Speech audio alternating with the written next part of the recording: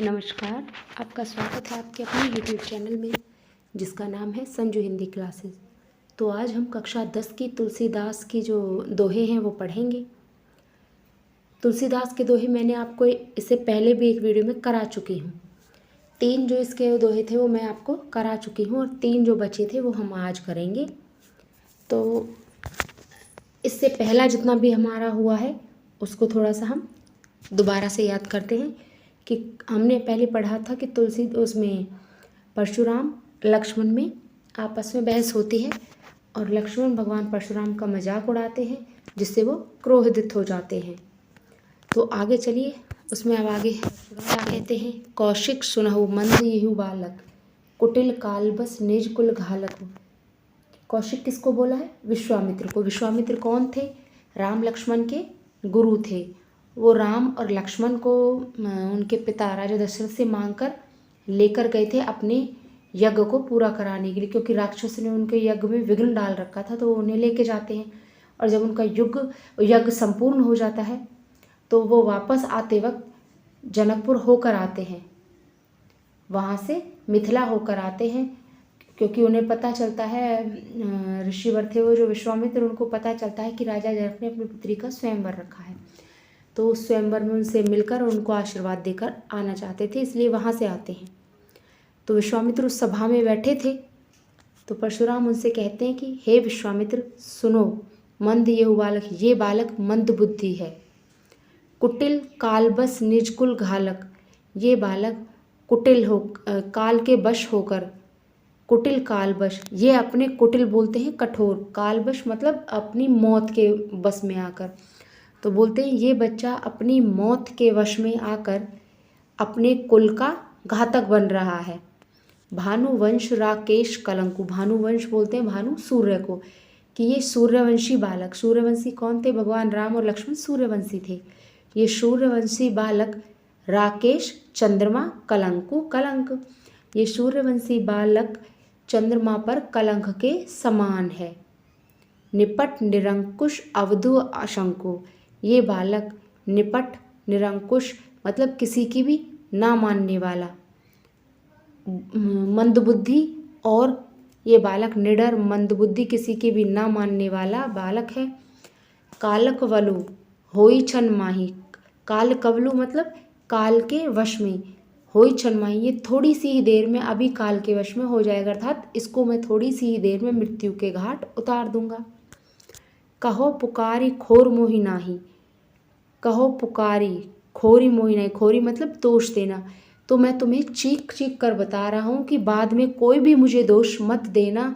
ये बालक बहुत ही ज़्यादा मंदबुद्धि निडर बालक है, ये किसी की बात नहीं मान रहा, तो मैं इसको अभी थोड़ी देर में मार दूंगा, तो बाद में मुझे कोई दोष मत देना।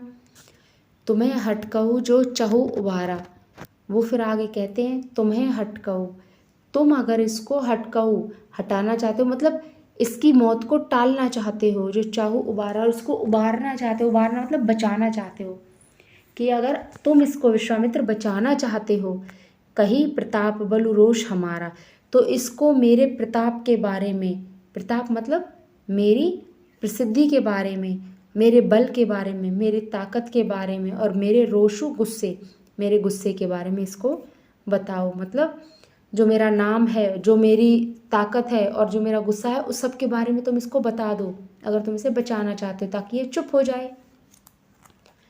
लखन कहे मुनि सुजस तुम्हारा, फिर आगे लक्ष्मण उनकी बात सुनकर क्या बोलते हैं? विश्वामित्र तो नहीं बोलते पर लक्ष्मण बोलते हैं।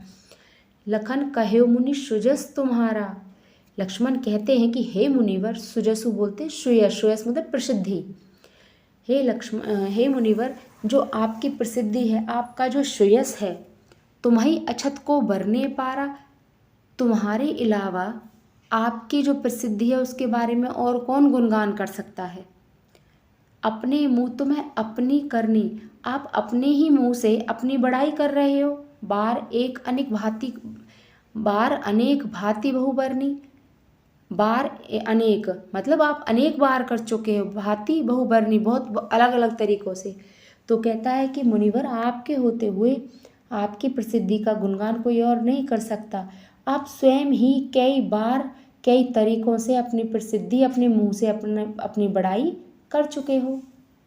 नहीं संतोषु तय पुनि कछु कहो। नहीं संतोषु मतलब अगर आपको फिर भी संतोष नहीं हुआ, आपको फिर भी तसल्ली नहीं है, इतना करने पर भी आपका मन नहीं भरा बड़ाई करने पर, तय पुनि कछ कहूँ, तो और भी कुछ रह गया हो तो और बड़ाई कर लीजिए। जनी रोस रिस रोकी दुसह दुख सहु। जनी रिस रोकी अपने गुस्से को रोक कर दुसह दुख सहु। क्यों आप अपने गुस्से को रोक कर अपने जो हृदय का दुख है उसको और अधिक बढ़ा रहे हो। तो कहते कि अगर कुछ कमी रह गई है बड़ाई करने में तो और कर लीजिए आप खुद, और अपने गुस्से को रोक कर क्यों अपने मन को दुखी कर रहे हैं, क्यों अपना गुस्सा और बढ़ा रहे हैं। वीर व्रति तुम धीर अछोबा। वो कहते हैं कि लक्ष्मण कहते हैं परशुराम से कि हे मुनिवर आप वीर व्रति हो, मतलब वीरता का व्रत धारण करने वाले, अर्थात आप बहुत शूरवीर हो, धीर धैर्यवान हो, और अछोबा और आप क्षोभ रहित हो, अर्थात आप किसी को भी उसकी गलती पर क्षमा नहीं करते हो। गारी देत न पावो शोभा। आप जैसे वीर पुरुष को, धैर्यवान पुरुष को गाली शोभा नहीं देती। फिर आगे लक्ष्मण कहते हैं सूर समर करनी करही कहीं न जनावही आपू। सूर कौन होते हैं? सूर होते सूरवीर योद्धा जो होते हैं समर युद्ध भूमि में, करनी करही जो सूरवीर योद्धा होते हैं वो युद्ध भूमि में लड़ाई करके अपनी ताकत का प्रदर्शन करते हैं। कहीं न जनावई आपू, ना कि अपने आप को दुनिया के सामने प्रदर्शन करके, मतलब अपने मुंह से अपनी बड़ाई करके अपने बारे में बता के वीरता नहीं होती। वीरता युद्ध भूमि में लड़ाई करने से पता चलती है। विद्यमान रण पाई रिपु। रण होता है युद्ध भूमि, रिपु होते हैं दुश्मन।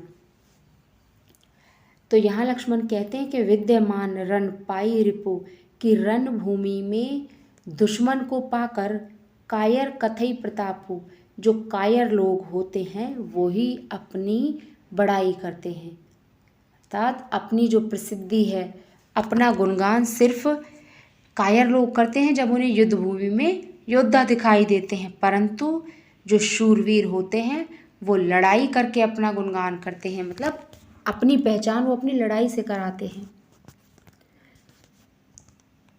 तो आगे देखते पद में लक्ष्मण कहते हैं तुम तो कालू हाँक जनु लावा, बार बार मोहि लागी बुलावा। तो वो कहते हैं कि हे परशुराम, हे मुनिवर, आप तो काल को, मृत्यु को हाँक लगाकर बार बार बुला रहे हो। बार बार मोहि लागी बुलावा, अर्थात आप मुझे मारने के लिए, मेरे लिए इस मृत्यु को हाँक लगा कर, आवाज़ लगा कर बार बार बुला रहे हो। सुनत लखन के वचन कठोरा, परसु सुधारई धरेऊ कर घोरा।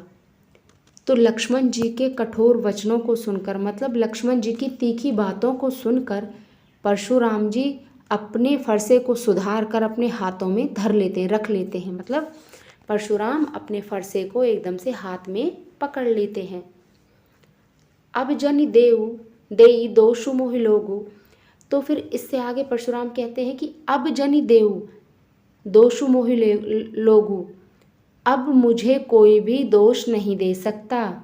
अब जनि दे, अब कोई मुझे दोष देने लायक नहीं, मतलब कोई मुझे दोष नहीं देगा।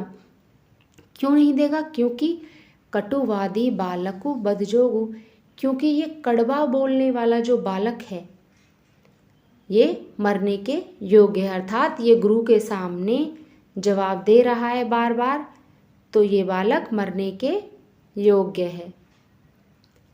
कौशिक कहा छमई बाल बिलोकी बहुत में बाँचा।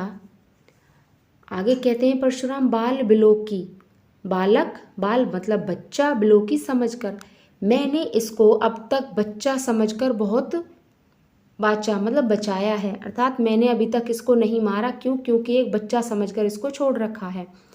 अब ये हूँ मरनी हार भा साँचा, लेकिन अब ये बालक सचमुच में ही मृत्यु को प्राप्त होगा, मतलब अब इसको मैं सचमुच ही मार दूंगा।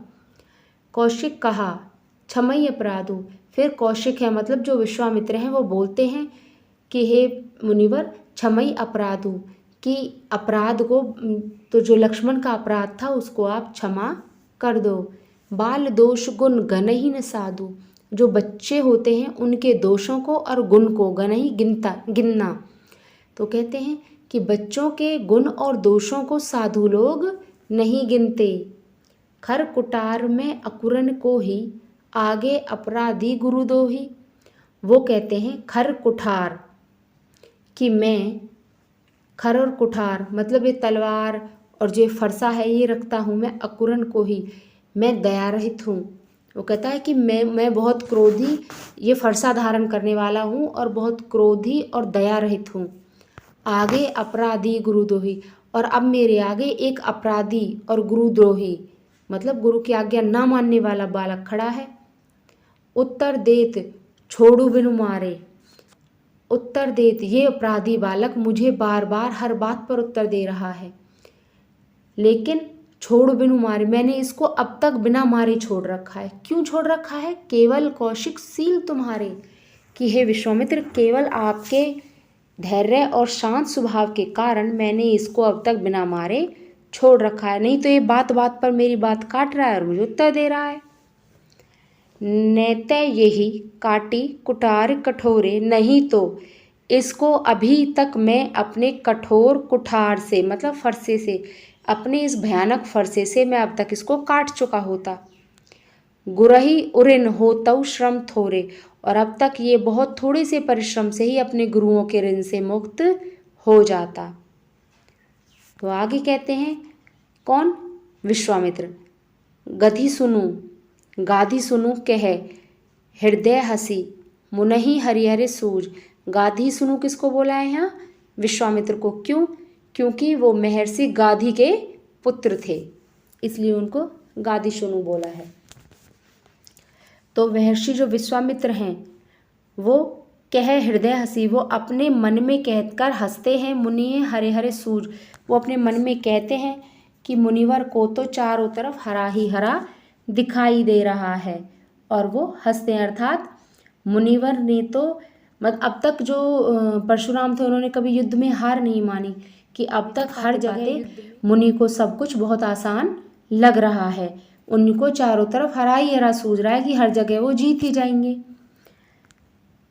अयमय खांड न उकमह अजऊ न बूझ अबूझ। तो आगे विश्वामित्र कहते हैं लेकिन ये राम और लक्ष्मण हैं, ये कोई साधारण योद्धा नहीं है। मुनिवर मन में सोचते हैं कि भाई विश्वामित्र को तो लग रहा है कि ये तो बहुत साधारण से योद्धा हैं, इन्हें मैं हरा दूंगा और जीत जाऊंगा, क्योंकि हर जगह उन्हें जीत मिली है। लेकिन वो नहीं जानते मैं खांड ने उख में अजऊ, कि ये कोई खांड की मीठी डली नहीं है, अर्थात ये फौलाद की खांड है, ये फौलाद से बनी हुई खांड है, वो नहीं जो मुंह में जाते ही घुल जाए। अभी मुनिवर बूझ अजहू ने बूझ अबूझ, अभी तक मुनिवर इनके प्रभाव को नहीं समझ पाए हैं, इनको अभी तक नहीं समझ पाए हैं, अर्थात भगवान राम का ज्ञान अभी उन्हें पूरी तरह से नहीं है। मुनिशील तुम्हारा, लक्ष्मण जी कहते हैं कि हे मुनि आपका शांत स्वभाव, आपके प्रेम को नहीं जानत विदित संसार, विदित पूरे संसार में, कि इस पूरे संसार में आपके प्रेम और आपके शांत स्वभाव के बारे में कौन नहीं जानता। माता पितहु उऋण भई नीके, आप अपने माता पिता के ऋण से तो मुक्त हो चुके हैं। गुरिन रहा सोचू बड़े जी के, परंतु गुरुओं का ऋण आप पर अभी बाकी है, और जिसके बारे में आप बहुत सोचते हैं, अर्थात जिसकी सोच आपके मन में हमेशा लगी रहती है। सो जनू हमरे ही माथे काढ़ा, हमें लगता है कि वो तो हमारे ही मत्थे मढ़ा था, मतलब कि वो जो आपके गुरुओं का ऋण चुकाना था वो तो हमारे ही माथे काढ़ा गया था, हमारे ही लिए था। दिन चली गए ब्याज बढ़, अभी आपके गुरुओं के ऋण को बहुत दिन हो गए हैं, ब्याज भी बहुत अधिक बढ़ गया होगा। अब आनिए व्यवहारिया बोली, अब आनिए व्यवहारिया, व्यवहारिया किसको बोलते हैं? हिसाब किताब लगाने वाले को। तो बोलते हैं कि अब आप किसी हिसाब किताब लगाने वाले को बुला लीजिए। तुरंत देऊँ मैं थैली खोली, मैं तुरंत थैली खोलकर आपका जो ऋण है उसको देता हूँ, आपको गुरुओं के ऋण से मुक्त कर देता हूँ। सुनी कटु वचन कुठार सुधारा, उसके कठोर वचनों को सुनते ही परशुराम जी उस पर अपना फरसा उठा लेते हैं। हाय हाय सब सभा पुकारा, और इतना देखते ही सारी सभा हाय हाय करके पुकारने लगती है। भृगुवर परशु दिखावही मोही। फिर लक्ष्मण कहते हैं कि भृगुवर, हे भृगुवंश के पुत्र, भृगुवर के श्रेष्ठ परशु दिखावही मोही, आप मुझे अपना फरसा क्यों दिखा रहे हो? आप मुझे बार बार ये फरसा दिखा रहे हो। विप्र बिचारी, विप्र बोलते हैं ब्राह्मण, विप्र बिचारी बचौ नृपदोही, नृपदोही राजाओं का शत्रु। तो हे राजाओं के शत्रु ब्राह्मण, मैं आपको एक ब्राह्मण समझकर छोड़ रहा था अब तक। तो कहते हैं कि आप मुझे बार बार अपना फरसा दिखा रहे हो, मारने के लिए आते हो, पर फिर भी मैं आपसे कुछ नहीं कह रहा। क्यों? क्योंकि मैं आपको ब्राह्मण समझकर, हे राजाओं के शत्रु, राजाओं को मारने वाला था ना, तो वो कहता है ये राजाओं के शत्रु, मैं आपको ब्राह्मण समझकर छोड़ रहा हूँ। मिले ने कबहु सुभट रन गाढ़े, हे ब्राह्मण देवता, आपको कभी भी रणभूमि में अच्छे वीर योद्धा नहीं मिले। सुभट रणगाड़े मतलब सुभट वीर योद्धा बोलते हैं। तो आपको अभी तक रणभूमि में अच्छे वीर योद्धा कभी नहीं मिले। द्विज देवता घर ही के बाढ़े, आप तो अपने घर के ही देवता हो बस, कि हे ब्राह्मण आप सिर्फ घर में ही बड़े हो। अनुचित कही सब लोग पुकारे। फिर लक्ष्मण की बातों को सुनकर सारी सभा अनुचित अनुचित, गलत है कहने लगती है। रघुपति सैनहि लखनऊ निवारे। फिर ये सब देखकर भगवान जो राम होते हैं वो लक्ष्मण की तरफ आँखों से इशारा करके उनको चुप करते हैं। लखन उत्तर आहुति सरिष, भृगुवर कोप कृशानु। लखन के जो उत्तर होते हैं वो कैसे होते हैं? आहुति सरिष, आहुति के जैसे होते हैं। किसमें? भृगुवर कोप कृशानु। भृगुवर किसको बोला है यहाँ? परशुराम को, जो परशुराम की क्रोध की अग्नि होती है। कृशानु क्रोध रूपी अग्नि। परशुराम की क्रोध रूपी अग्नि में लक्ष्मण के उत्तर आहुति के समान थे। जैसे आग में हम आहुति डालते हैं तो आग बहुत तेज भड़क जाती है ना, उसी तरह उसके गुस्से में उसकी जो बातें थी लक्ष्मण की, उसके गुस्से को और बढ़ा रही थी। तो आग में आहुति वाला काम कर रही थी। बढ़त देखी जल सम वचन बोले रघुकुल भानु।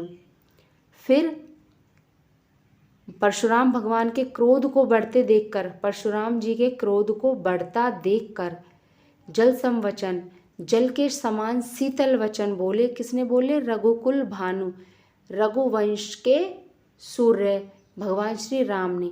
तो रघुवंश के जो सूर्य थे भगवान श्री राम, उन्होंने परशुराम के क्रोध को बढ़ता देखकर उनके क्रोध को शांत करने वाले जल के समान शीतल वचन उनसे बोले, उनसे शीतल बातें कही।